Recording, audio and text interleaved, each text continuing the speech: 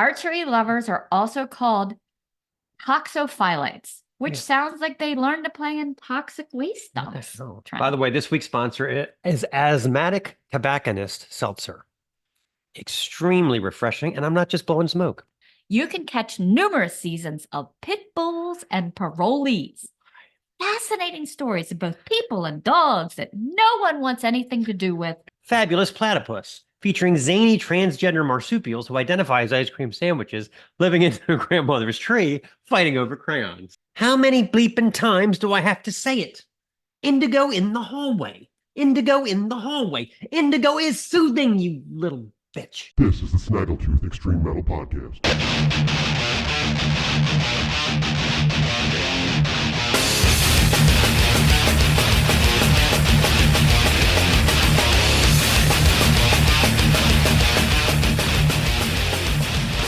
So, we have survived another MDF.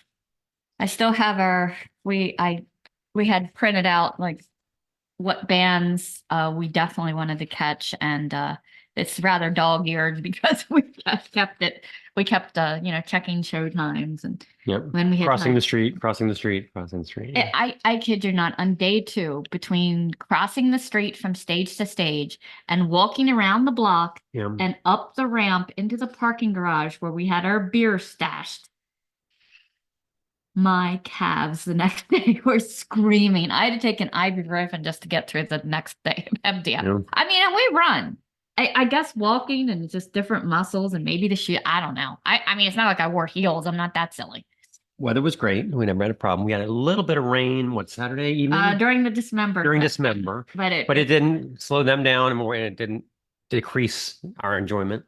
I was very impressed personally with Vomitory. I thought that they were one of the best performances.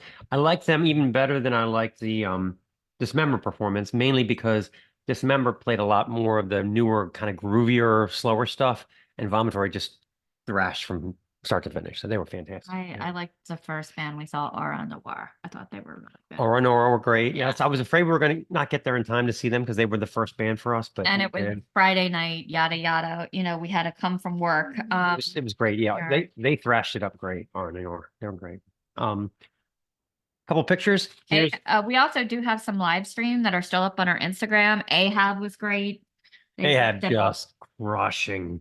Just changing chords once every half hour is awesome. I love Ahab. Severe Torture, I thought was excellent. I wasn't real happy with Gorguts because they didn't play anything off Colored Sands, which is a fantastic record. I don't know why they just stuck with the early records, which I'm not a big fan of, but they sounded good. Perdition Temple was another killer. Very good. Day 2. Yeah. They're not spring chickens. Those guys have been around for a while. Primordial was excellent. Skinless was great. Forbidden was great. Like you said, Vomitory, Dismember, Soylent Green, actually, they were our last show of the evening. Great set. It was an interesting juxtaposition because you had Primordial. Alan was telling tales of Irish history, the coffin ships, etc., Empire's Fall. And then was Abbott, who pulled up in a limousine and got out and immediately started taking pictures with fans like he was David Lee Roth or something. It was a very strange switch. But Abbott sounded great once he got going. I've always preferred Immortal to Abbott's solo stuff, but it was a good show. Some of these bands we watched from our secret roost drinking alcohol that we smuggled. In fact, here's a picture of Stace and I enjoying alcohol that we smuggled to MDF. Here's a picture of the worst denim jacket patch I've ever seen. Check these bands out. What other pictures do we have? We got the ones that were on Instagram. A few crowd shots I can give you as well. I just took random crowd shots. Oh, let's talk about wardrobe. Oh. So naked butts are a thing now, apparently. For the women. Some guys in short shorts, which that was bad enough. But yeah, so we saw a few females that decided the hell with pants. And it's basically a thong and fishnets. So their entire ass. And a bra. Yeah. It was like underwear and fishnets. The entire ass hanging out. And it was just like, okay. And one with super aggressive. It was shorts that were cut like a thong. Yeah, I think she took a chainsaw to her shorts. Right. So, yeah. Oh, and then here, picture this guy. This guy's hat made me want to ship DHL. Check this out. So you guys that are on Spotify only really should just check out, at least this week, check out the YouTube because there's a lot of cool MDF imagery that we're putting up there. So, and get over to our Instagram too, because we live streamed a shitload of bands. Yeah, I always try to get at least the whole song Yeah. before my arm falls asleep from holding it up. I want to say Mayhem was also Excellent. excellent. Yeah. They did a great job, and Bloodbath closed out our final set of MDF. Yeah, so it was a great, the event went great, weather was great, and we were deaf as fuck. So Yeah, and also the one I was talking about with the thong shorts, she was more brown of skin because I could never do that because I would blind people with my white butt. But then I found a hack. There was a redheaded girl who totally had just a thong on, but she had a sheer, like almost like a sheer curtain skirt. So you could still see that the was at butt. the mall. She stood right in front of us. But it was, she camouflaged with whiteness. Luckily, none of these females were like grotesquely overweight or anything like that. They all were young and in shape. It made it a little bit easier to deal with. But I pants, was who not needs going them? to go with a butt out. Like I said, I could probably stop crying with as white as my ass is. But I did feel like by the last day I needed to get more aggressive with the eyeliner. Ah, yeah.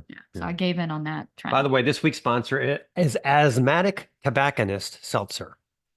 Extremely refreshing, and I'm not just blowing smoke. Okay, let's talk about this week's material. So, if any of us you ever had a sick day where you're home and you're trying to get by, you already feel lousy, daytime television.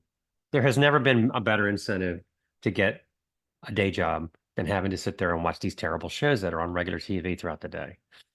I mean, some shows are just on all day long, like Law and Order, SVU, and Deadliest Catch. Stay-at-home moms can't get enough of celebrity sexual predators from 2006 and gruff men bobbing about in the ocean, bitching about empty baskets. about it.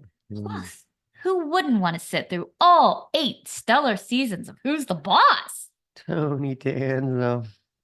Then there's remakes of classic shows with all new hosts like Hee Haw featuring wacky host Shaquille O'Neal, or the all-new Gong Show hosted by the Jonas Brothers. This week with special guest Gallagher and his watermelons. Wait, Gallagher died in 2022. Ah, hell, where's my flat cap and stripy shirt? The Price is Right, specializing in getting super dumb contestants that will guess the price of a dish sponge at $7.99. I like when he's like, "It's a dish sponge, Susan." $7.99, yes. Okay.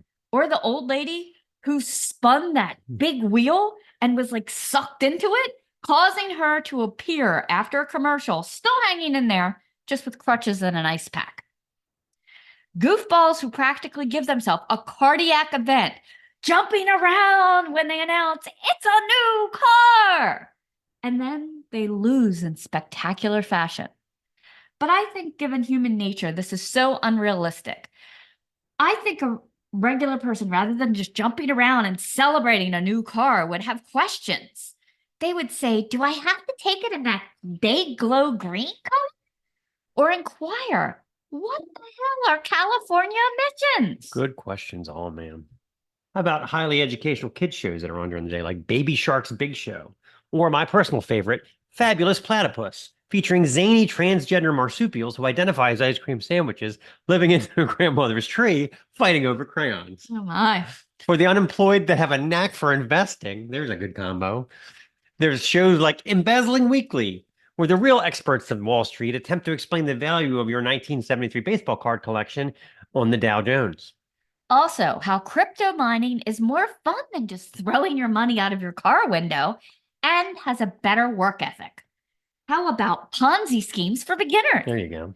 If you are hellbent on holding out for a management position, you can catch numerous seasons of pit bulls and parolees. Fascinating stories of both people and dogs that no one wants anything to do with and also may or may not bite you. If you want to be around a few angry, bitchy rich women with first world problems and an expressionless Botox face, I recommend The View. Remember that scandal with Pat Sajak when he was just tired of doing the show and he started getting like shitty with the contestants. There was one show where it was in the news that she was like, well, what was the answer? And he said, it was an answer you didn't get right. Oh, Anyway, I guess you do 10,000 shows and you get a little cranky after a while dealing with stupid people. Sports fans are in for a treat. They can choose from 6 different college golf tournaments and 3 rounds of NCAA women's softball elimination rounds. In between, there's always the World Series of crazy rich Samoan poker. And for you home improvement nuts, there's house flipping mania, like Transcend the Condemned and Thwarting the Wrecking Ball, where our gay hosts, Curtis and Aaron, squabble to transform an old lead paint factory, complete with ashtrays built into the walls, into mansions that list for $5 million. How many bleeping times do I have to say it? Indigo in the hallway. Indigo in the hallway. Indigo is soothing, you little bitch. Okay, you want to talk about a feature interview? our feature interview this week is with Dani, Jaime, and Daniel of the exciting Spanish prog metal band Eternal Storm. We have a lovely chat about the making of their new album, A Giant Bound to Fall, how they collaborate across multiple geographies, and what it's like to work with the legendary Dan Swanna. So stay tuned for that. Okay, let's kick this off with a song from Eternal Storm called An Abyss of Unreason.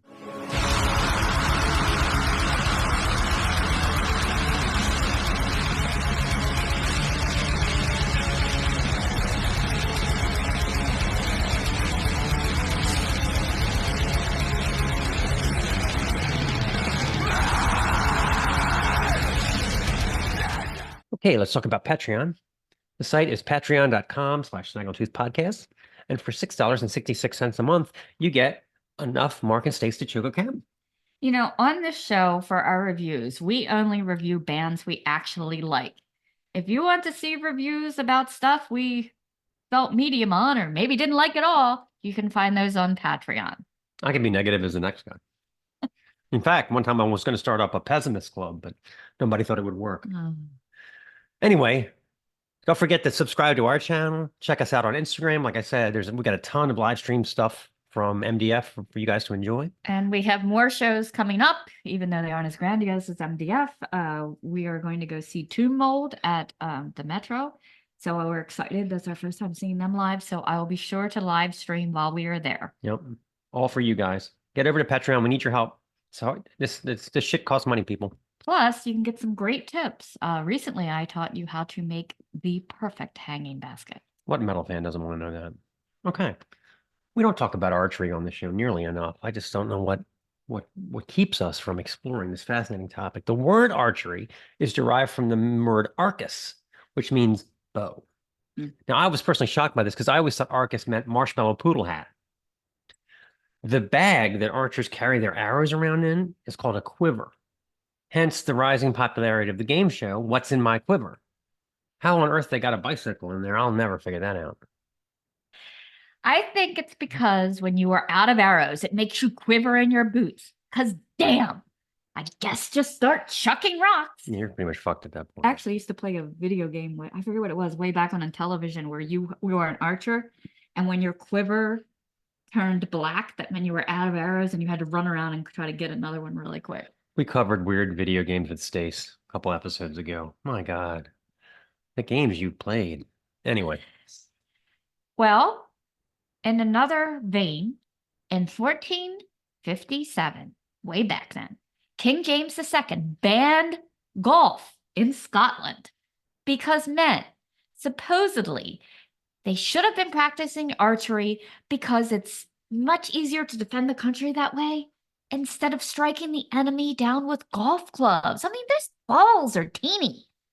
Plus, you have to get so much closer to nail them with a golf club. All right, hold still. Yeah. The actual unpublished reason was that he felt they were hiding from their families and drinking beer. Get out of town. There Really? might be some truth to this. Is that what men are doing when they're golfing? So this led to an underground clandestine golf matches in secret places, which led to a great many balls lost in swamps and a few startled maids a milking. I know some men that are lame enough to risk their lives for a fucking golf game. Lame-o. Now, here's going back to archery. The oldest man to win an Olympic medal for archery was named Samuel Duval. He won at the age of 68. Wow. Of course, retrieving the arrow took over 45 minutes, required 3 ibuprofen and a nap, but he still got the gold medal. When archers try to knock a bird decoy off its perch, the name of the game is called popinjay. If the bird lands in yogurt, this is a little known fact, it's a birdie parfait, at least according to the Betty Crocker website. Can't argue with that. I mean, you know. Cupid is probably the most famous archer of all time. A little known fact, he had 2 different arrows. One could make you fall in love and the other could make you go the other way. Wonder if he ever screwed that up. But you think he could afford some clothes. Maybe swap out that onesie and diaper for some cool looking camo, maybe a cap. Yeah.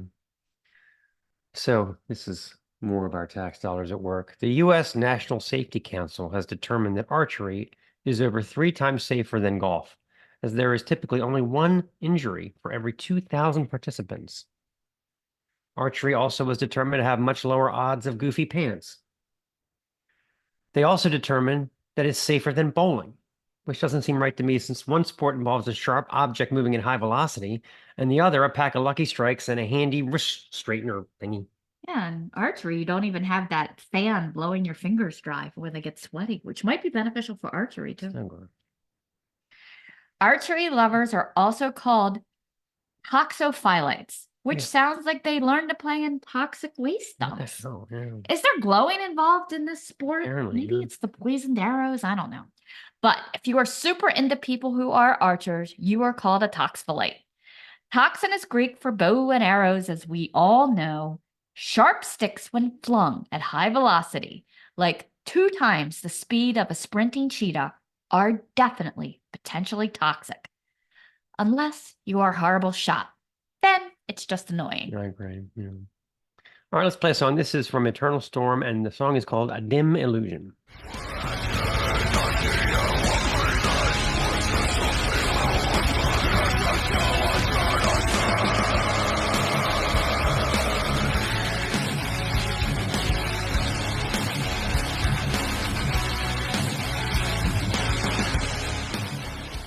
Okay, let's talk about imperfect foods. Usually I bring down some food to show you, but I do believe we've eaten it all. I hate it all. Imperfect Foods is a grocery delivery service that ships right to your door. It's packed in ice. They have a great variety. They recently paired with Misfit Markets. You can even get wine from them now if you want. Don't get me started. But they have meats. They have cheeses. We love their cheeses. Their meats are cryo packed. They're always so tasty. They've got some that are seasoned. I like their portion sizes. Their portion sizes. You don't have to buy. Like, what do you mean about that chicken from Walmart? You had to buy like 37 pounds of chicken. Yeah. Just so that we could have some chicken breast. And there's in. just 2 of us, so Yeah. it works out great. Yeah. You can get, now that they've expanded, you can get just pantry stuff. Like we enjoyed their street taco pack. That was great. You can use points that you accumulate. Last time I got us free cheese. Who wouldn't like free cheese? Bag of chips, gone same day, always. Yeah. Can't We even also control like myself. stinking cheese. We just finished that up today. Excellent. Yes. You can get eggs from them, spices, produce, and fruits. And it's all been repurposed, basically. A lot of it has been like stuff that, and it'll tell you before you order it what's imperfect about it. Larger, smaller, spots. It'll basically tell you why. But you're also saving products that might not have made it to the shelf. One of my favorites is the broken toffee covered almonds, which are crap. Yeah. Anyway, so use our link. It will save you off your first order. Any order of $65 ships for free. And they recently added a thing where you can tip your driver for hauling your food to your door. So tip your Uber driver. I was a little skeptical to go and grab that 9th piece of jalapeno cheese last night, but then I thought, I need to improve my carbon footprint. It is time for Wax of Contrition. I thought I'd change things up a little bit this week. We're going to go with a DVD. Go ahead, Stace. They came from nowhere, the southwestern city of Belo Horizonte, where football and Catholicism was woven into the fabric of everyday life. The sudden death of their father, Ronzio Cavalera, left Max and Igor Cavalera heartbroken and pushed the family into financial ruin. Against the background of glue sniffing and working dismal factory jobs, the boys turned to music, forming Sepultura in 1984. They never recorded a demo. The local record store saw the band live and offered to sign them to their emerging label, Conguelo Records. According to Max, the entire Bestial Devastation EP is recorded out of tune. This was Brazil circa 1985, and the boys did not know how to tune their instruments. Igor did not even know what a double bass pedal was. Within 4 short years, this humble outfit would grow into one of the deadliest, hardest-hitting thrash band in the world, taking MTV by storm and touring the world several times over. Under Siege captures the band at their hungriest, tightest, and most powerful phase. Recorded at a place called Celeste in Barcelona, in Spain, on May 31st, 1991. The crowd is rabid for their uber-tight, guttural thrash, often breaking into chants that break against Igor's pounding rhythms. The band rips through 11 songs in about 40 minutes, almost entirely from the Arise and Beneath the Remains material. Let's get an idea about what we're talking about here. This is mass hypnosis.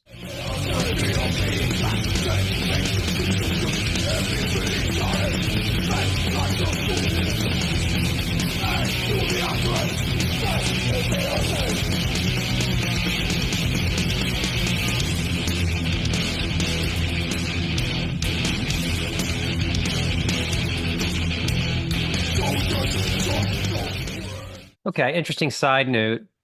While there were plenty of goofy live albums from bands like Nuclear Assault and Dark Angel back in the day, the two greatest examples of how powerful this genre were live was Metallica's Seattle '89 from the Justice Tour, and this one, Sepultura's Arise. Neither one was released on vinyl, which is weird, resulting in it took us years to discover them both. This particular DVD is a sort of rebundling that features a later VHS Third World Chaos with videos from the Chaos AD tour and a few cuts from We Are What We Are, which is essentially the best songs from the Roots record. But Under Siege is obviously the pretty girl at this prom. Very little between song banter. Max's leads are shrill and piercing. Igor's drumming has that luscious combination of tightness and primitive brutality. The only odd thing about it I have to bring up, for all the hair-whipping, double-pace, pummeling mosh madness in the show, they close it out with a slow, plodding cover of Motorhead's Orgasmatron, which is kind of anticlimactic if you ask me. But anyway, we're splitting hairs here. This is like the greatest document of a live brutal thrash album from the 80s and 90s combined. Check out this version of Desperate Cries.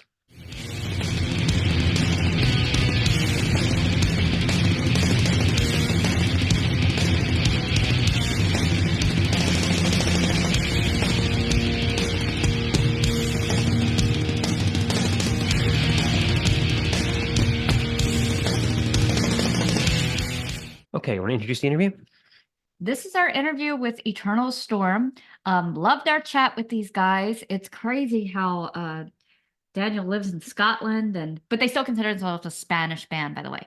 If you haven't checked out A Giant Bound to Fall, do yourself a favor. This is big. This is dark. This is really great atmospheric music. My favorite part is about 3/4 of the way through, we figure out that the singer is having trouble with his microphone, and a lot of the stuff he said nobody heard, and the other guys in the band are just like, "Oh, poor baby, wow." Here it is. Yeah, it's a miserable rainy day here, so it reminds me of your album covers. Oh yeah. Sorry, whoops, sorry about that. Quite fitting indeed. And they're about to run the Preakness here today in Baltimore. I'm so glad I didn't go this year. You'd just be soaked in Yeah. blood. Oh my god. Pay It's also- $500 to stand in the rain and shiver, you know. And smell horses. Yep, exactly.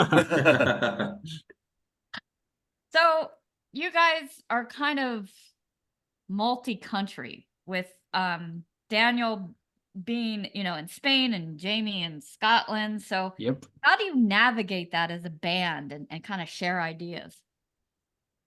Well, we've been working like that for almost a decade now, and I mean, it's a bit complex when it comes to obviously not having the chance to rehearse as much as we would like to, like having like weekly rehearsals and stuff like that. But in terms of composition, we've always been actually, even when I was living in Spain, we always like wrote our stuff at home mainly.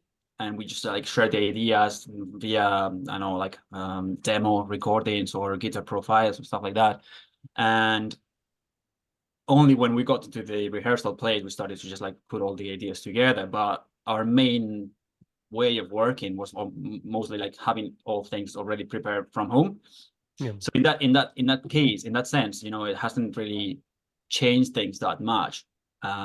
It's still quite easy for us to, you know, like just record stuff, send files to each other, and then just like obviously have a chat, have video calls, just discuss different ways to approach the songs, stuff like that.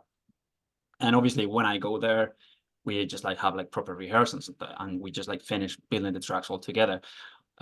It's more hard when it comes to, you know, like just like the human aspect of it. It's just like, you know, like, just like having fun together every week and stuff like that, you know. But you know, we're getting by anyway. Yeah. It must take a lot of upfront planning, I would think. Yeah, it does. It's take a little bit, yeah. Yeah. So that's a big move from Spain to Scotland. That probably was Yeah. difficult.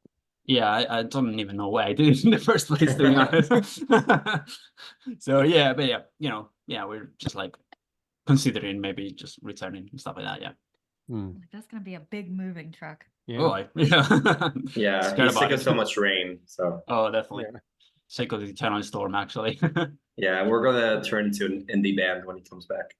Okay. Of course, yeah. Yeah, I'm gonna What's the song start playing name? stoner. That's at rock. Yeah. Yeah, we've noticed some kind of correlation between like dark, rainy places and great extreme music. Yeah, it's true. Yeah. So Sure, it's yeah. like, you know, between like Norway and, you know, Finland and Scottish moors. It's true.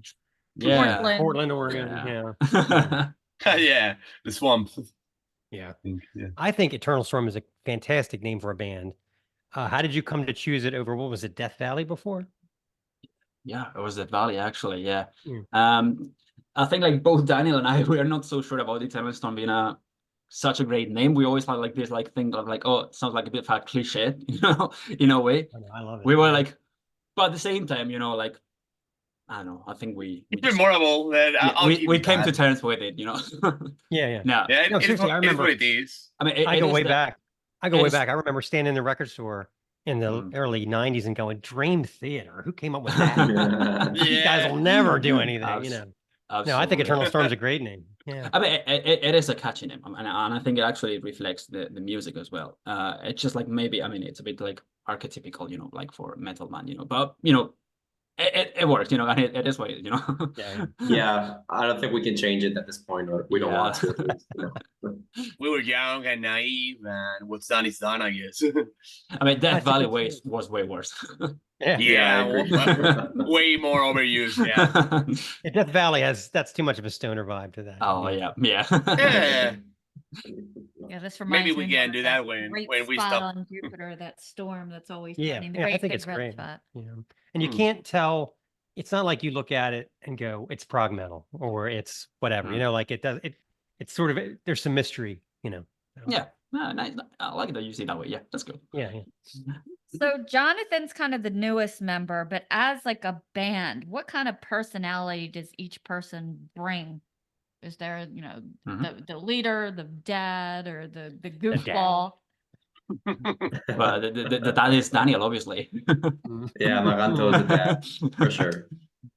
I actually am a dad. Yeah, I know Yeah. we are all like Dale. He actually became a dad a year ago, so Oh, he's an actual dad. But I am, Yeah. but I started parenting these guys before myself. I think. Yeah. yeah, he's the Uh, babysitter of the band, Okay. and I would Yeah. say musically Jaime would be the Yeah. leader, maybe, or like the creative. He's Most like of the the band. main creative. Yeah, in terms of Almost, yeah. songwriting, I just like I'm the main More songwriter of the involved. band, but yeah, but I think like, you know, it's like a symbiotic relationship we have with, like, you know, like Daniel takes care of all the logistics mainly, you know, like all the behind the scenes kind of stuff. Like he's way better than I am at that. And Dani, he contributes a lot with like vocal lines and lyrics as well. So, you know, it's a well balanced, you know, like, yeah, we have like different roles, but all of us like combine them at the end, you know. Is there somebody Yeah, I going, think try diminished fifth, and somebody else going, what? Well, I would be I'll be that one. You're like, what the fuck are you saying? You know?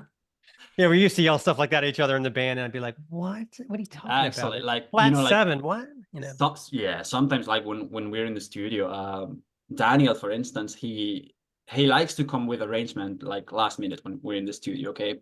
And I'm probably recording, you know, like and he's just like, why don't you try this like whatever thing? And I was like, what the fuck are you saying, mate? You know, like I don't really know what it is, you know. Exactly. But it actually bad timing. normally it always turns to be like really pretty good arrangement, I must say. You know, like my first reaction is always like, fuck, no, don't tell me to change this shit now. But then I'm like, dude, you were actually quite right, man. That's cool. Yeah. What can I say? Procrastination is an art. Yeah. It definitely seems like it's more of a democracy. We had interviewed this one band, and more than one, where one person was like, "No, I make all the decisions. I'm it. If I say, you know." It probably takes longer that way though to get things done though, if everybody buys in. Yeah, I don't know if like yeah, we're kind of a democracy. I might act like a dictator sometimes inside, you know. Like, no, but like we all like, you know, like get to say, you know, things, and yeah. That's good. But So- it'd be It's much about easier building if it things was together. yeah. If someone was the leader of everything, it would be much easier. Mm. I feel like. Well, if everybody buys in, then later you can't go, well, I never liked that idea to start with. You know what I mean? Like you're kind of No, all committed. Yeah, That- totally. Yeah. This yeah, was that- your shitty idea in the first place. You know, you don't have that. exactly. We start like blaming each other for that. Yeah. You guys have such big songs and some big themes. Where do your muses come from? I mean, are there some like weirder ways that things might kind of come into being or start you off with an idea? And you all might have Actually, different answers. It's much more mundane, I think. You know, like some of the, you know, the song ideas or the melodies or the riffs, just like sometimes to me they just like came when I was like going to work riding the bike or just like having a shower, you know, and I was like, oh shit, this is good. And I was just like, all right, before starting work I would just like record something on my phone, and then when I go home I would actually just like write it actually properly and record it. So yeah, I don't know, like there's not like a set in stone way of writing the tracks and coming up with music. It might be like, you know, like, or it just jamming, you know, like at home, or even like sometimes when we are rehearsing, the times that we actually manage to rehearse, we are just like maybe just like jamming to some tune and something comes up that actually serves as the basis for another track. Like for instance, like with our previous drummer with Mateo, we all like Opeth, you know, like the band. And that was the time when they released their album Sorceress, and we were just like obsessed with that track. And I was just like we were kind of like jamming to it, like things that were similar to it. And one of the riffs from the track, from one of the songs from the album, from A Demolition, the second track, it just that song was born out of just like jamming to Opeth, actually, which is just that jamming to a tune from Opeth, and we're like, oh, It's this like is a tribute. very cool, you know. Yeah. And then we just like from there we just like started evolving the track. So as you can see, like the tracks can be born out of so many different ways for us, you know. It's just like no set in stone way of writing them. That's cool. I think for me, it's always like when I go out for a run, I always swear if I could run long enough, I could solve all my problems because some idea would just pop in my There you head. go. I'm like, oh, Yeah, it's true. that's how you do it. Exactly. Yeah, absolutely. So Come to the Tide was released in 2019. So that was during the pandemic. I'm sure that impacted that release to some extent as far as not being able to tour or do shows. Yeah, we just did like a short European tour with our friends in Tottenham and a couple of Spanish dates, and that was it. I mean, we had to cancel like big festival we have here in Madrid, and we had a lot of plans. But I mean, to be honest, it wasn't that bad for us because we could focus on the new album, work on the material and polish it and everything like that. So, I mean, it wasn't like a disaster, as it was for many other bands. Yeah, I'll say. Yeah, I feel like we were already writing mode before the pandemic happened. So Yeah, right before that. yeah, we just dove into that even more. with all the quarantine and everything. So, but this album was written kind of close to that, from what I understand. But then you kind of introduced Dani, so I guess it probably took a while for you to integrate his input into what was already kind of templated. How did that go? Yeah, like basically as well, the guys were saying before, like we were already in writing mode after when Come the Tide was actually released, and our initial plans were to actually enter the studio at the end of 2019 to record this album. We had like the skeleton of it basically like already written, but since the previous singer left as well, and then Dani joined, and then the pandemic happened and all that stuff, we just used those 2 years, actually 2 extra years to polish all the material with Dani. Actually Dani contributed with a lot of not only vocal lines, but like a lot of like arrangements and guitar lines and bass lines and stuff. It's great. So yeah, I mean, like honestly, when we think about it, if we actually enter the studio at the end of 2019 to record the album, it wouldn't have been a good record. I don't think it was. Like we were like carried away, and we were like, oh yeah, fuck, let's just enter the studio and record it. But nah, it would have been shit, to be honest. So it was actually good for us to, you know, like have It was beneficial, a couple years, Yeah, it's weird how stuff like that. Sometimes it feels like it happened for a reason or something, you know. Yeah. I mean, like, yeah. And Daniel, you're in the hospitality industry as well. Are you still? Me? You mean? Well, yeah, mostly like technical production. Like I do, I'm the production manager for a pretty well established Spanish promoter, and I do tour managing for some bands as well. Like I don't know, stage managing, everything. So yeah, like I'm pretty much involved with the live music scene all the time. So yeah, I mean, that was bad when the pandemic happened, as you can imagine. But yeah. We never thought we were going to see live music again. It was horrible. Like, fuck yeah. Yeah, it was terrible. It was tough. It was a tough time. But Yeah. yeah, but I'm trying to get like I don't know, like a good side, like focus on the good side from that, because I was like pretty much burnt. Yeah. I was looking on the bright side of life. That's like the motto, because I was like pretty much burnt from like a few very difficult years, like working nonstop, so I could get some perspective and starting enjoying live music again. Because when you're doing this for a living and you're playing bands, you work with bands, and then on your free time you also do stuff with bands and you go to shows. Sometimes you don't really get to appreciate what you're doing unless there's a band you really like. So I could, like, my ears got some kind of rest, and now I'm like, but yeah, it's fun. I mean, you learn a lot of stuff. You get to see like a lot of things that people don't realize about bands and music and events and what it takes to make something like a festival happen. So yeah, I'm loving it. I've been doing this for more than a decade now, and it's like a never-ending journey. Yeah, I remember like when we were finally coming out of the pandemic, 2 things I wanted was live music and to actually sit at a bar and have a beer. It was like, yes. Oh, that was another one. Yeah, definitely. Yeah, we went to socializing. We went to a show during the pandemic. It was just a Rush tribute band, and they were good, but nice. we couldn't get up from the table. They wouldn't let you. I tried to give the girl a $20 bill to get a drink, and she looked at me like I was the Antichrist because you had to order from an app. through an app, and I thought, this is not a concert, you know. This is, no, actually, our first concert after the pandemic was like that. Like we had like to play in front of a sitting audience. So yeah. Yeah, I was thinking about that. The audience was sitting. But that only lasted like 4 months or something like that. I think it was like a few months only. Listen, in Spain. Yeah. I'm glad we're back full force. I like that. Yeah, I was working in a restaurant then, and then for a while we could only do carry out, and then they would only let you serve people outside.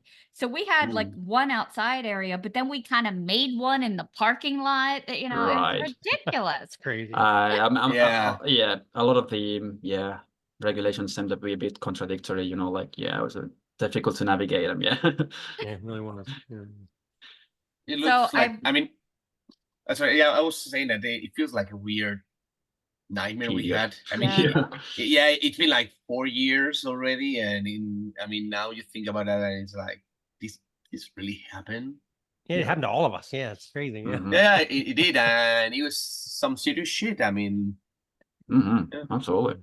It was nuts. I remember running carryout out to somebody outside, and they were like, "Put the bags down and back away." I'm like, "When did this become a hostage situation?" My God. Wow. Holy Yeah. shit. Yeah. I learned a lot about how crazy we all are from it. Yeah. I really I think we all did.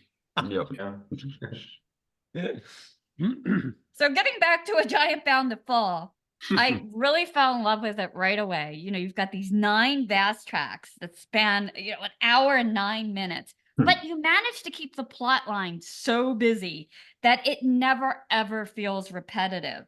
So Thank you. when you're musically trying to set out to writing that, are you committed to a sound or just let it be as long as it wants to be? Or what's your vision as far as that goes? Well, like in terms of the length, we don't want to restrict ourselves. Like it's what comes out of it, it's what comes out of it. But we did have a few chats. Like we already saw that it was going to be a long record, and Daniel and I were just like should we just like go crazy and write as much as we want to, or should we just like keep it up to a certain minimum? I think in the end we went a bit crazy, to be honest. But yeah, I mean, like honestly, like we know it's such a long record. We know that's for sure, and obviously it's a demanding record, and like 70 minutes it's a long time, and it's asking people to give up a lot of their time, but we just felt like those were the tracks that we wanted to put there, and it had to be I mean, like that was the length that they had to have, nowadays, like obviously when we are writing something new, we maybe are a bit more conscious about that, and we might want to make a bit of a shorter record.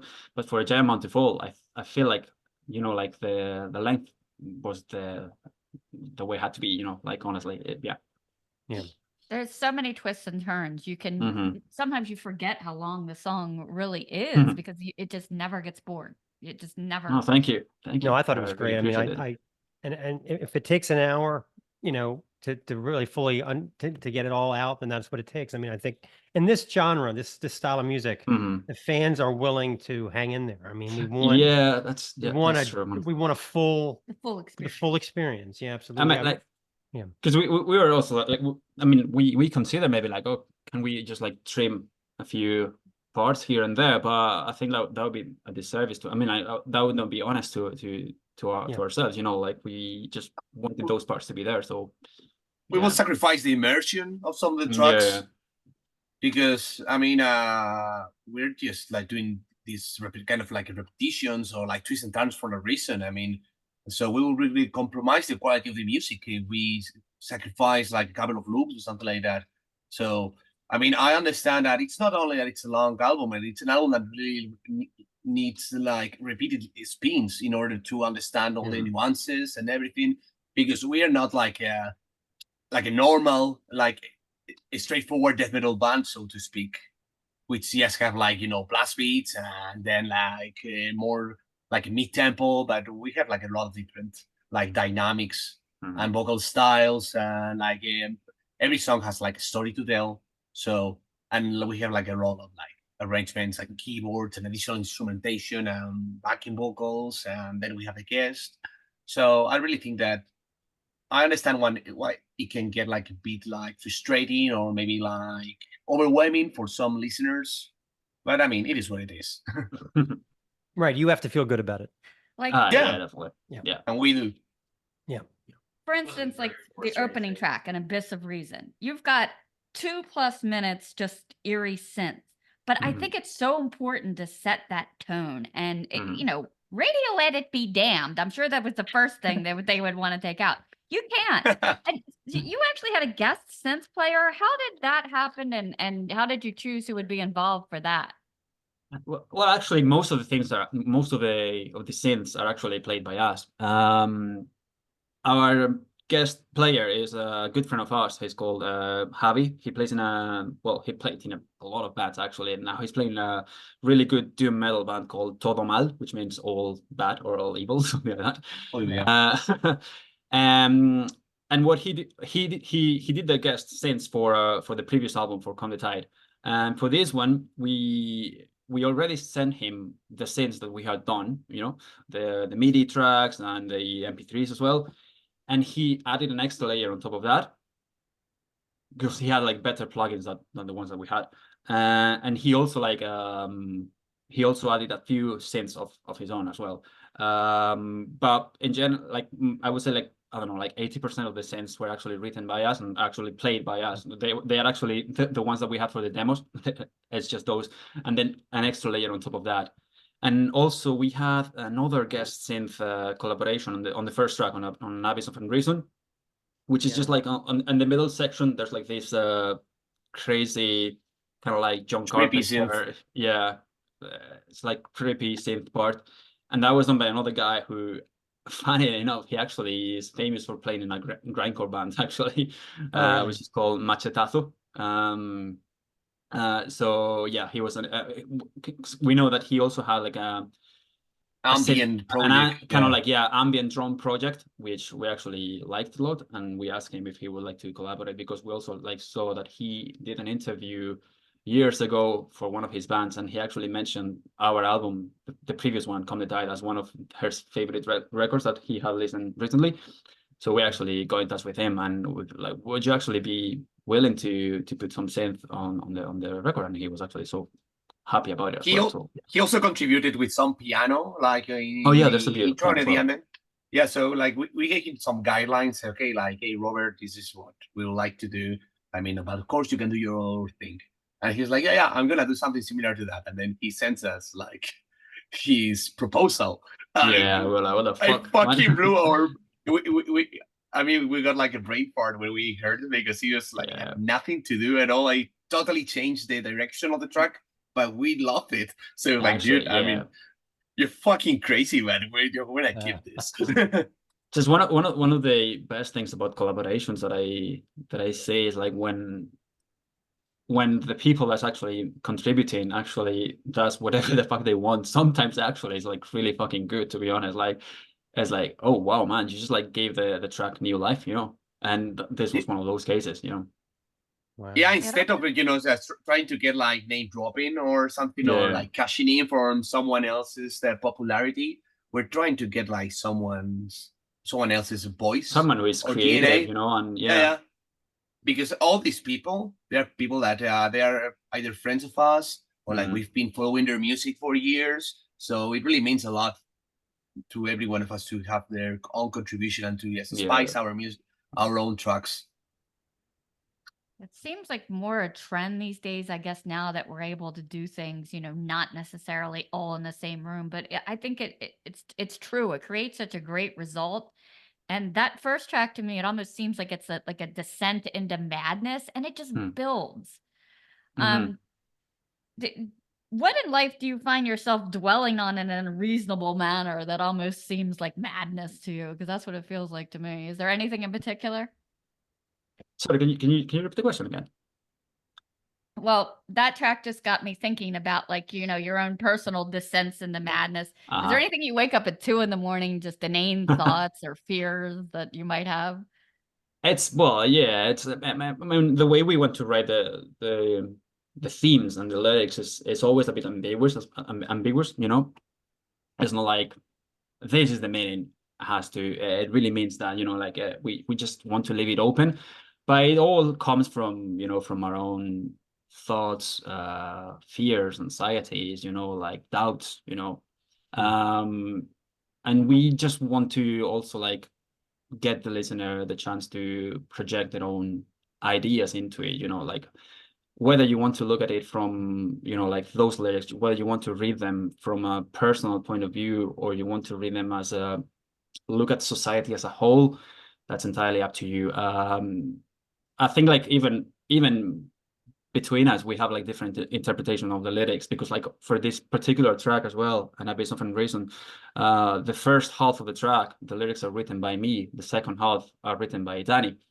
And I think like we both probably have like a different interpretation of what they mean. I think like we agree at the core of it, you know, which is what you're saying, like some kind of like introspection, some kind of like descent into your own mind. But obviously, like the outcome of it might be different for us, and might be different for absolutely everyone that wants to get a look at it. Yeah, I think it's important. I also really like The Last Refuge. It was such a bipolar study of light and dark, you know, and it just layers those growls and vocals, and you have those cool guitar verses, and the drums are just going out in, out in. For you guys, when you write something like that, do you start with the lyrics or do you start with the music, or is it never quite the same process? I think for this record, all the tracks started with the music, I would say, right, guys? Yeah, I mean, it's only on the previous album that we did Scarlet Lake before the music, but other than that, it's always the music first for us. It's always the music. Yeah, we kind of like, I don't know, like I think like we have like a vague idea of what the atmosphere and the vibe is, and what the title usually, the titles as well. Yeah, we have like we have like the themes behind it as well, but the lyrics come after the music is written, actually. You ever have a goofy working title first before you name it? Of course we have. Yeah, other than for the Demolition, for which we had the lyrics and everything, and we were just trying to think about the right title for it, and it took us a while to agree on something. Yeah. I think like, that was called, like, a Demolition was called Tupo Song. Tupo was the nickname we gave to our previous drummer, Mateo. Okay. So it was Tupo Song, and it's still, for us, it's still Tupo Song. It will always be Tupo Song, you know. Yeah. I think personally my favorite track though is The Void, and I like how you do that little opus moment with the little acoustic guitar solo. Is that what inspired it, or? I would say like yes, and also maybe even more than opus. I think that's like a throwback to the old albums by In Flames, and you know, the Dissection as well, that kind of like melodic death metal stuff from the early 90s, you know, like mid 90s, early 90s kind of. Because we really love that kind of music, you know, like, and we always like those kind of like acoustic moments and harmonies, you know, like lead harmonies and stuff like that. So like, we definitely. What was going on in Sweden back then, you know? Exactly, like you know, one great band after another, you know. Yeah, so we definitely wanted to put in there as kind of a tribute, you know. Yeah. So I don't know if you could remember, or maybe there's more than one answer. In Lone Tree Domain, I love the lyrics. Amid this barren land, a tree tall and proud yet incomplete. But I was trying to think of what the tree might be symbolic of, or maybe it's many things. Yeah, it's many things, you know. For me, it's an individual, you know, the tree, you know, it's like, but it can be many things, you know, like I just see it as like as a person, you know, like a person and just like isolated from the world, basically, you know, like just like in a place of reflection, kind of, you know.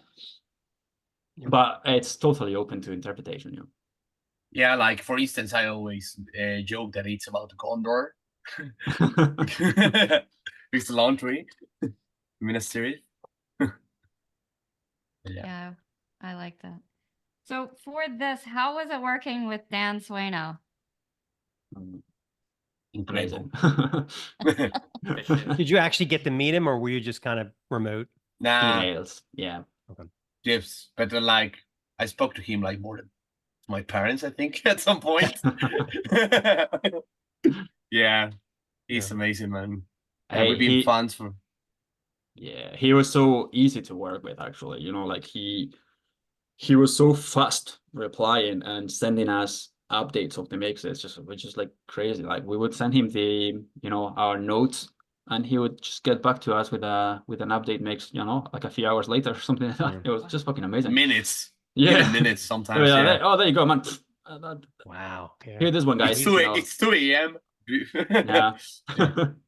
Yeah. It's like an expert chef, you know, they just 3 minutes in the kitchen and they're like souffle, and you're like, Fuck "Oh, yeah, absolutely. Exactly. Yeah, yeah. Yeah. No, we and he was so friendly as well. You know, it's like like really nice guy to deal with. You know. Yeah, he lives up to his reputation totally. Oh no, totally, Like totally. he's fucking legend. He's a fucking legend. You know. Yeah, we had skeletal remains on the show. Mhm. And they Oh said yeah, the so same thing. you spoke to They Brian. said the same was it? thing. Yeah.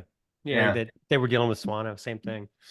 Yeah. Yeah, good band. Yeah, you're really good. Yeah. Mhm. Yeah. So were there any big challenges that you encountered when recording this album, or did it all go pretty smoothly?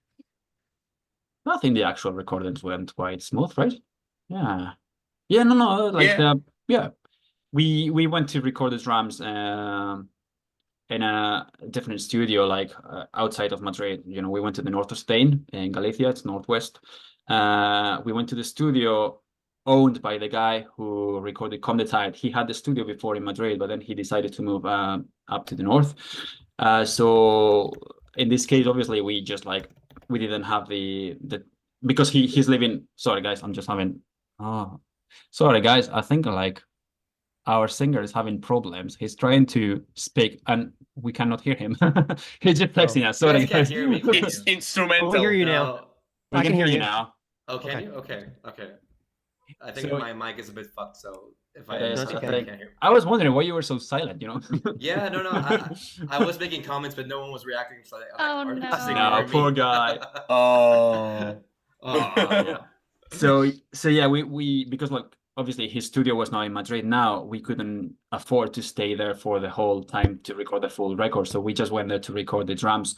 And then we went back to Madrid and we finished recording the rest of the instrument in a different studio, in the Empty Hall studio, which is I don't know, it's a really good friends of ours as well. I don't know, I think we were 3 weeks in there, 4 weeks actually, maybe, I don't know. More. Yeah, We're a more little than over that, because we kept going for just recording some extra vocal takes and stuff like that. But it was just really fun process, you know. We love going to the studio. It's just I don't know, it's like a party kind of, you know. It's I'll say that other than losing our drummer 3-4 months before recording and Well, yeah, fuck. just spending a long time trucking, it was particularly challenging because Dani and Jaime, they had a very clear vision because with all the pre-production they did and everything like that. So everything was pretty much clear. I mean, of course, we changed some stuff, especially because I was pestering them with annoying last minute changes. But yeah, I mean, we just need time because it's a complex album with a lot of overdubs and layers. Blah blah blah blah. There's that balance between you want to make an album that's got a lot going on, a lot of instrumentation, but then you also have to perform it live. Is there any parts of the album that you think will be difficult that you'd have to cut out for a live show, or that, you know? Yeah, well, obviously we will have to resort to some backing tracks and stuff like that, obviously, keyboard stuff. For instance, keyboards, we don't have a keyboard player, so all that's it's a backing track.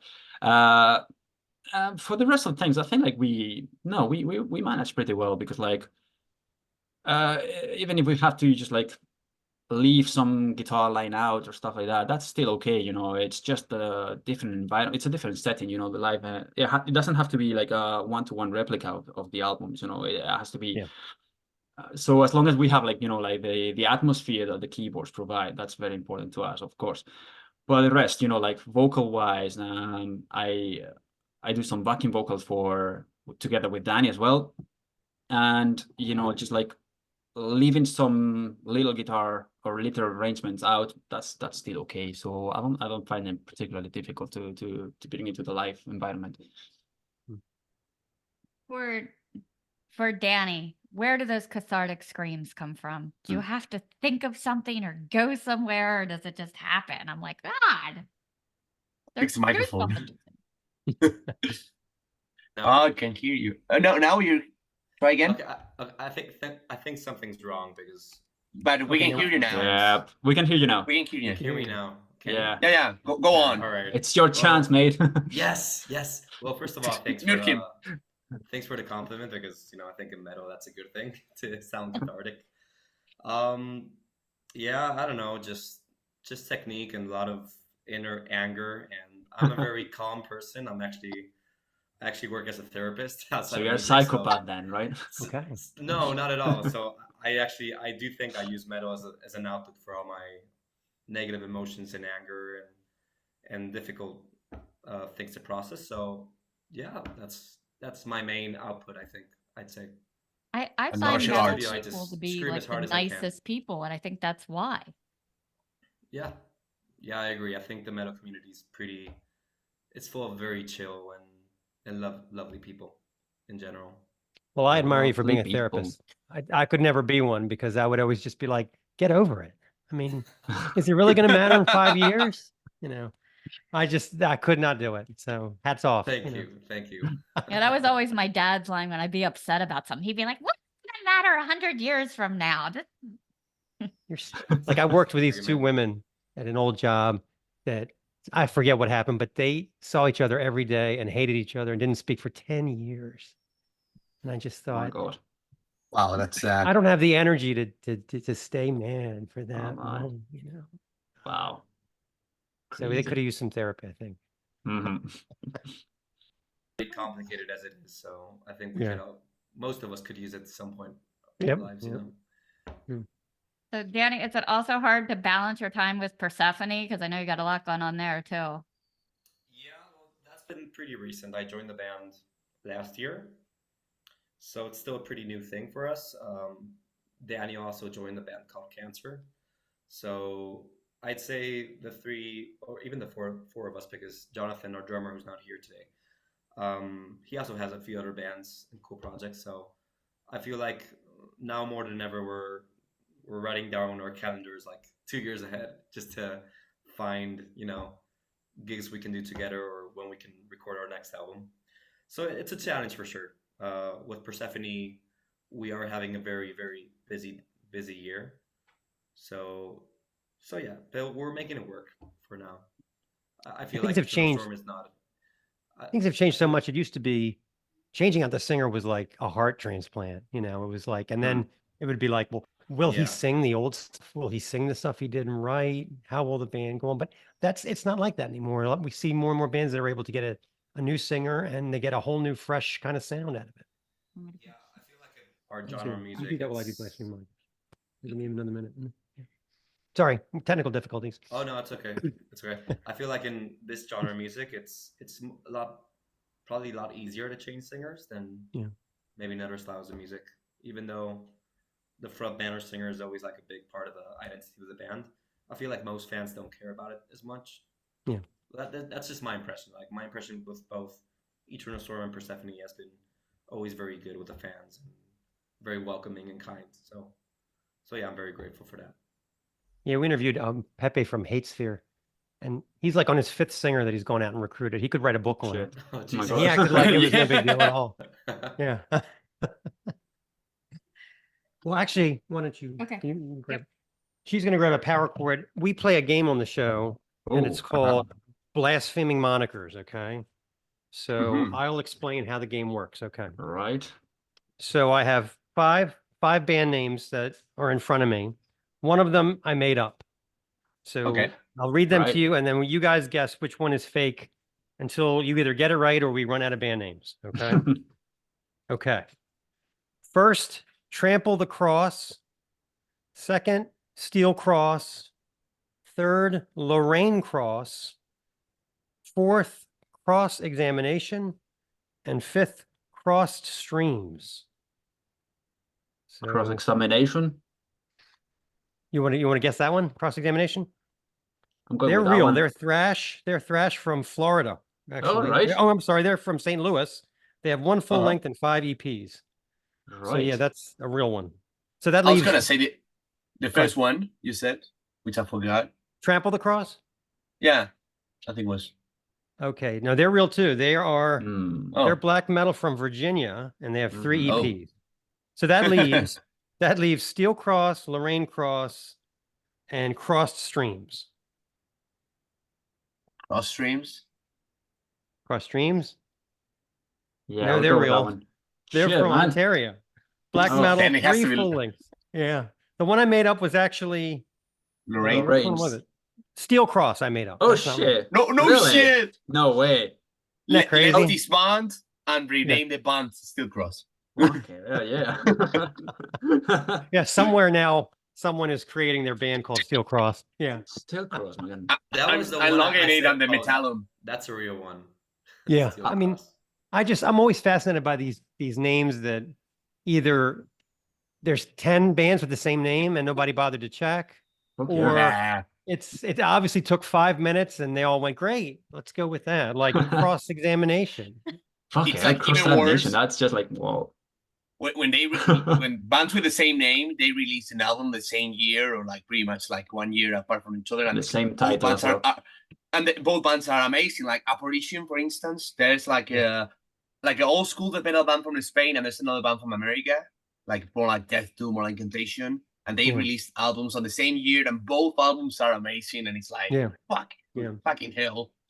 Yeah, it's like Pentagram. Like you have the Doom Pentagram from Virginia, and the Chile, the one from Turkey, they're great.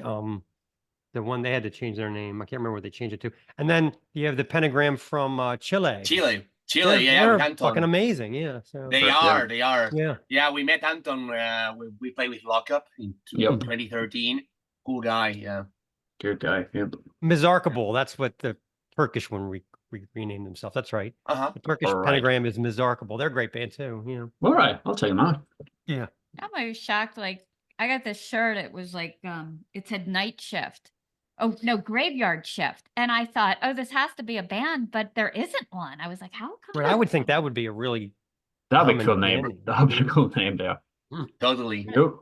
No, everybody whiffed on that one. Then we know I wear it, and they're like, I'm like, you don't know Graveyard Shift? What's wrong with you? Yeah, we can be hipsters when we do that. Oh, definitely. I was gonna say that. Very hipster, you know. Yep. So what's coming up next for you guys? You want this? Who goes? Yeah, well, I mean, we are writing more new material. Well, more like Jaime and Dani are writing mostly new stuff. And like we have a couple of shows happening like after summer, because like both Dani and I are gonna be pretty busy this summer with our other projects. So while we are like working on the new material, we have a few shows, and then we'll see what we do. I mean, yeah, we've got like pretty much written actually for the new record. It's gonna be a shorter one this time. Our lesson. Maybe only 3 hours. I mean, we also are playing a couple of like small different Releases, things, small releases. Like I don't know, like well, we cannot say much yet, but like we're playing a couple of different takes on our music, but like in the form of EPs probably. So yeah, we're busy with that. We're writing, and hopefully we can get like some more live shows by the end of the year, the beginning of the next one as well. But yeah, we're keeping busy anyway. I know it's tough to orchestrate, but any chance of getting you over to the US? Oh, I would love that. I don't know, like Dani, you're the one that actually deals with all these things, so. I would love to do that, but the reality is that we are a small band, and in order to play the States, we need visas, and it's like we can't afford that right now. It's really difficult paperwork, really expensive, and I would love that to happen. Definitely, I play the States with other projects. Dani is about to play the States with Persephone because they are touring with Fallujah in July, right? So. Yeah, that should be amazing. But I mean, maybe like at some point we can play like festival, like 70,000 tons of metal. We'd love to play that, and that's much easier for us European bands because we don't need visas to be there. But it's up to Andy, I think. So I mean, we would love to be there. I also played there with Cancer, and it was fucking incredible. So maybe that's a good start. We play the festival. We see that there's enough attention for our music, then we can start saving money and working on getting our asses to America. We'd love to. Yeah, no, we love to. Like honestly, we get like so many requests from people from their guys, so we would definitely love to make it at one point. Yeah. I figure we got Maryland Deathfest coming up in a couple of weeks here. So then Alright. it Are won't you be going back there? for 2 years. So maybe we could pull that off for the next one. Have you been to Maryland Deathfest? Yeah, we always go. Yeah, Yeah. we're right Ah. here in Baltimore, Maryland. So we will be there in Oh, 2 weeks. Mhm. amazing. Yeah, I played there in 2022 and it was Ah. incredible. It was a Yeah. festival I always wanted to attend and I never thought I would play there. And my first show with Cancer was there and it was incredible. Yeah. Yeah, We it never was we super never cool know who's event. playing when until like the day of though. That always bugs us. Because I want to plan, when I'm gonna, when I'm gonna go get something to eat or whatever, and I never Aye. check out the merch. And Yeah. it's always like a mystery until, and also they on their official website, they always just put logos. And I don't Mhm. know every single band. So I'll be like, Yes. is that Bloodbath? What is that? Like, so Yeah, it scratching. takes some Yeah. research. Yeah. We don't make things easy for people. Yeah, And then, like Mhm. Hell in the Harbor, we plotted out our day a little bit better, like who we definitely wanted to hit. But the Mhm. beers in the festival are like $16.50, $17.50 for 1 can of beer. So we have to Yeah, make that was runs to insane. to the car, for Yeah, I mean, we're so involved in it. We're shuttling members of different bands to and from their hotels. So I mean, we're heavily involved in MDF. Yes. Hey, you guys can come over. You can sleep on our sofa. It's fine. Yeah. Fair enough. Yeah. That's amazing. Yeah. It's such a great festival. I mean, I would love to come back at some point because lineups are great. The team behind the festival is amazing as well. It's a great experience, a great lineup, great audience. It is great. It's Yeah. amazing. Well, this was great, guys. I really appreciate it. We know a lot more about Eternal Storm now. So Thank you so thanks much, so much for guys. doing this. Thank you so much for your time, for your great I- questions.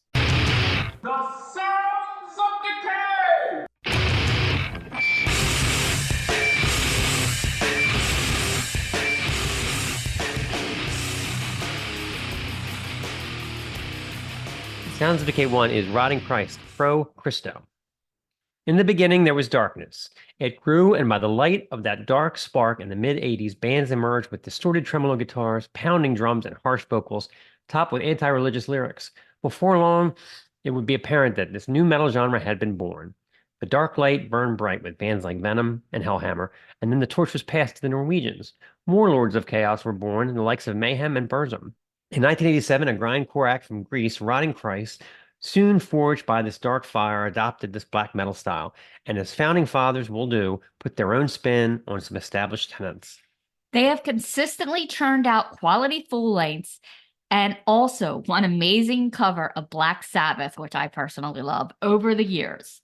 Mainstay brothers Sakastolas and Themistolas have once again weaved their spell and bestowed upon the horde of black t-shirted fans their 14th full-length with Pro Christo. The title means before Christ, so I can only guess they are about to go all Old Testament on our asses. These 10 tracks, most in the 4 to 6 minute range, were inspired by the might of ancient pagan wisdom and a tribute to those that resisted Christianity, that came in and copied and bastardized their rituals by superimposing their agenda on them. Fuck you, Dave Mustaine.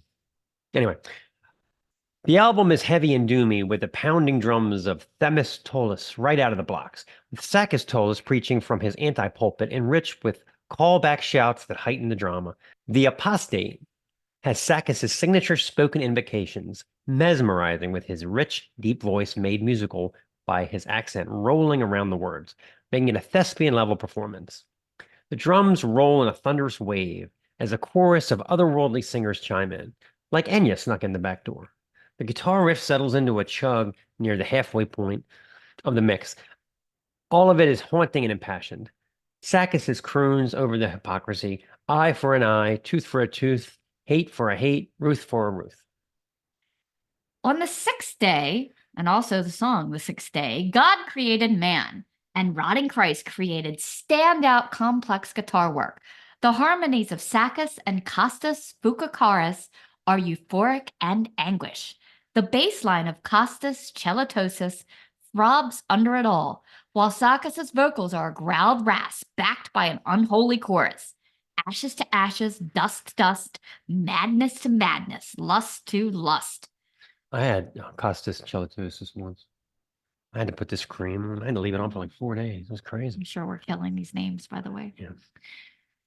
This the band pulls out all the stops. La lettera del diablo starts off accelerated, goes through tempo changes, and even has a few seconds of opera-style female vocals at the end, provided by mezzo-soprano Andraknika Sukola. The farewell adds in mood setters with a tolling bell and horse hoof falls and chime-like descending scales guitar.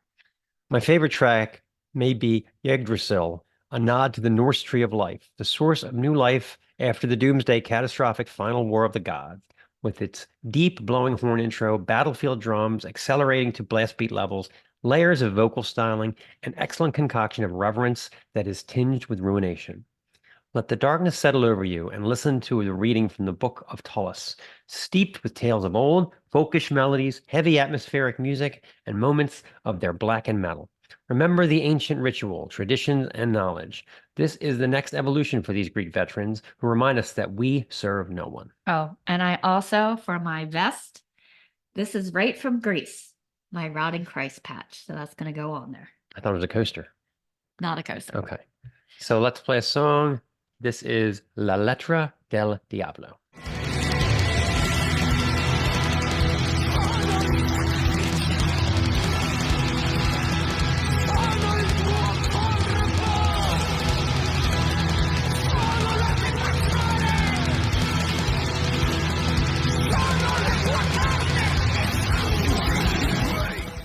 This is Sounds of Decay 2, Cognitive, with Abhorrence.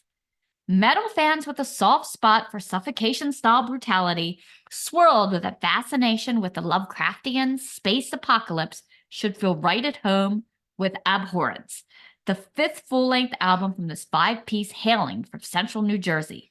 The album consists of 10 songs that span 35 minutes, their first to appear on the esteemed Metal Blade Records label. The band shows an impressive flair for cracking hard pan riffs, maddening drum ticks, and occasionally majestic twin harmonies from Rob Wharton and Harry Lannon. Drummer AJ Viana proves not only to be an octopus-style beast behind the kit, but also quite the engineer handling the production duties, as the Technicolor arrangement on this record is supremely impressive. Plus, the artwork on this thing, courtesy of Brazilian artist Pedro Senna, perfectly aligns with titles like Containment Breach and Lunar Psychopathy. Typically, the band wastes no time in crushing eardrums from the very first note, a technique evidenced in A Pact Unholy, which tears out of the blocks with mind-numbing speed and the odd guitar shred squiggles reminiscent of Anti-Gamma. Vocalist Shane Jost typically alternates between gruff, cupped growls and metalcore screams, but on this track, there's an almost majestic-sounding croon he employs quite splendidly during the verses. There are a couple of tracks here that really stand out with creative guitar work. As the Light Fades and the aforementioned Lunar Psychopathy both shift from the band's hard-screaming, drum-blazing death metal style into an atmospheric, slower-paced bridge with synths setting up the aforementioned twin guitar operatics before slamming back into the brutality. I really thought these two tracks stand out and would love to hear the band incorporate more of this creative guitar on future releases. But at any rate, this is definitely one of the better tech death platters to drop in 2024 so far. You need the gold swirled vinyl of Abhorrence for your Blasphemous collection. You know it. This song is called As the Light Fades.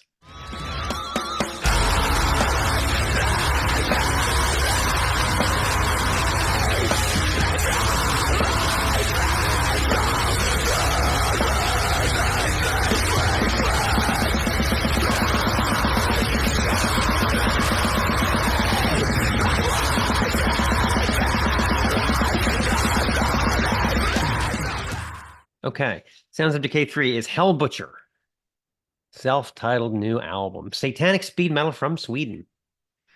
I could just end the review there probably, but I guess you guys are going to be sticklers for the rules, so okay. Hell Butcher, not to be confused with the impressive Brazilian band of the same name, check them out too. It's a new moniker based on the vision of bassist vocalist Per Hell Butcher Gustafsson, a very busy chap who's been handling vocal duties for the black thrash legends Nephilim, going all the way back to the mid-90s, along with half a dozen other outfits. The rest of the band are all seasoned vets as well, from drummer Martin Axenrod, also an ex-Niflheimer, and he did a stint in Opeth, to longtime Unleashed guitarist Frederick Folcaire. Christ, this is like a supergroup of sorts. Where the hell is Glenn Hughes? Anyway, at any rate, we get 8 songs that clock in 33 minutes, lots of warm, burbling bass lines, hard slashing power chords, epic guitar solos, and titles like The Sword of Wrath and Satan's Power. So what's not to like? There's a definite old school charm to this record. The bass lines especially recall early Slayer, and the way the solos take off is reminiscent of Megadeth around the same time period. We are partying like it's 1985 here, people. Hard to pick a favorite track as this thing storms by so quickly, but Violent Destruction deserves a mention as one of the grooviest tracks on the record. Senior Hellbitcher rasping Violent Destruction about 67 times. Not an easy feat in a 3-minute song. No, not at The all. marvelously titled Hordes of the Horn God kicks off with guitar solo reminiscent of Prime Merciful Fate before the band settles into its signature gallop, our main man preaching, "Fear not the darkness, rejoice in agony. Be one with Satan's flames that will burn eternally." That says it all, don't you think? Can't emphasize enough the intricate, well-arranged guitar solos and riffettes that Folcaire and Dan Anderson call together in song after song. These guys are seasoned vets, and it comes through loud and clear. The silver vinyl edition is beckoning. Given to the Dark Lord, who also happens to accept PayPal. How convenient. How about a tour with Hellbutcher, Hellbringer, and Hellwitch? I feel a blaspheming moniker in the making. Good. All right, let's play the great song, Hordes of the Horned God.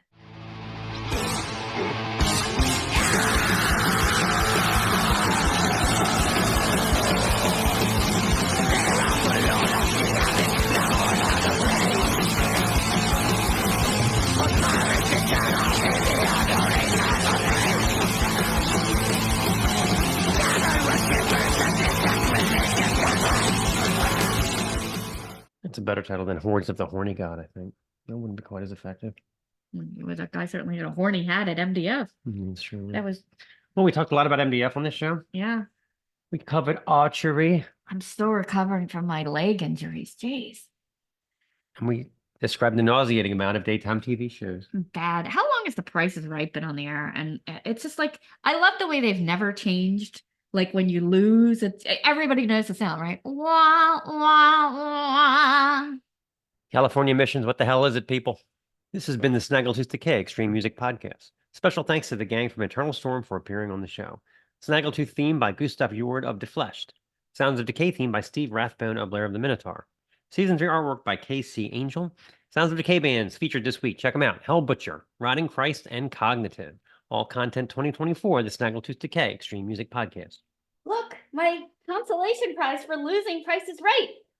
Off the Wheel of Fortune. Little Bear. She's like, do I have to be on the show? This is the Snaggletooth Extreme Metal Podcast.